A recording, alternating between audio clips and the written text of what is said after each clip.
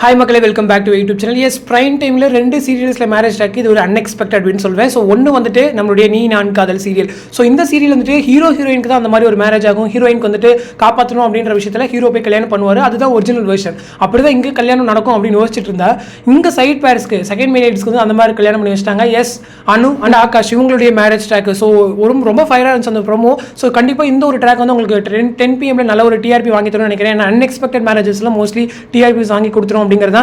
S, Anu and Akash இவங்களுடைய track இதுக்கப்புறம் எப்படி மூவ் ஆக போகுது, ஸோ வீட்டில் அக்செப்ட் பண்ணிக்குவாங்களா அப்படின்ற ஒரு இருக்குது. கண்டிப்பாக ஆகாஷோட ஃபேமிலியில் கொஞ்சம் பிரச்சனைகள் வரும். ஏன்னா இந்த மாதிரி திருட்டு கல்யாணம் அப்படின்னு சொல்லும்போது அனுடைய வீட்லையுமே ரொம்ப பாவம். ஸோ அவங்களுடைய ஏழை குடும்பத்திலேருந்து அவங்க என்ன நினைக்கிறாங்க அப்படிங்கிறது இருக்குது. ஸோ இதுக்கு இல்லாமல் இன்னொரு எனக்கு இருக்க ஒரு மெயின் டவுட் என்னன்னா, அப்போ மெயின் லீட்க்கு எப்படி கல்யாணம் பண்ணி வைப்பீங்க அப்படிங்கிறது தான். ஏன்னா இந்த ட்ராக் வந்து அதாவது மெயின் லீட்ஸ்க்கு வச்சிருக்க ட்ராக்கை வந்து செகண்ட் பேரல் ட்ராக் லீட்ஸ் கொடுத்துட்டு அப்போ மெயின் லீட்ஸ்க்கு எந்த மாதிரி யோசிச்சிருப்பாங்கன்னு தெரியல. கண்டிப்பாக ஏதாச்சும் யோசிச்சிருப்பாங்க, இதே மாதிரி கொண்டு வர மாட்டாங்க.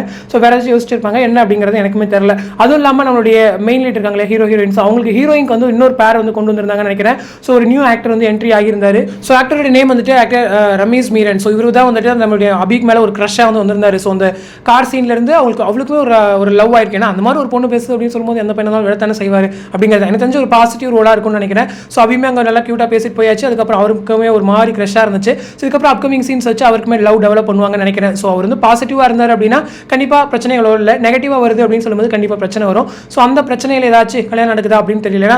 அன்எக்ஸ்பெக்டடாக தான் வந்து அவங்க மெயின்ஸுடைய மேரேஜ் நடக்கும். ஸோ ராகவன் அபி ஸோ எப்படி நடக்குது அப்படிங்கிறத நானுமே ஈகராக வெயிட் பண்ணிட்டு இருக்கேன். ஸோ செகண்ட் மேரேஜ் ட்ராக் என்ன சீரியல் அப்படின்னு பார்த்தீங்கன்னா வீட்டுக்கு வீடு வாசப்படி சீரியல். ஸோ இந்த சீரியல் வந்துட்டு உங்களுக்கு எல்லாருக்கும் தெரியும், நம்மளுடைய அஜயன் அஞ்சலியுடைய கல்யாணம். ஸோ இந்த நெக்ஸ்ட் வீக் எனக்கு தெரிஞ்ச ஹை வோல்டேஜ் ட்ராக் இருக்கும் அப்படின்னு நினைக்கிறேன். ஸோ இவங்க அஜயன் பல்லவியுடைய மேரேஜ் ட்ராக் நின்றுட்டு அஜயன் அஞ்சலியுடைய மேரேஜ் நடக்கும். அதே போல் இங்கே வந்துட்டு கண்ணன் பல்லவிக்கு வந்து மேரேஜ் பண்ணி வைப்பாங்க. அது ஒரு பெரிய ஹை வோல்டேஜ் ட்ராக் சீரியலுடைய கதைப்படி.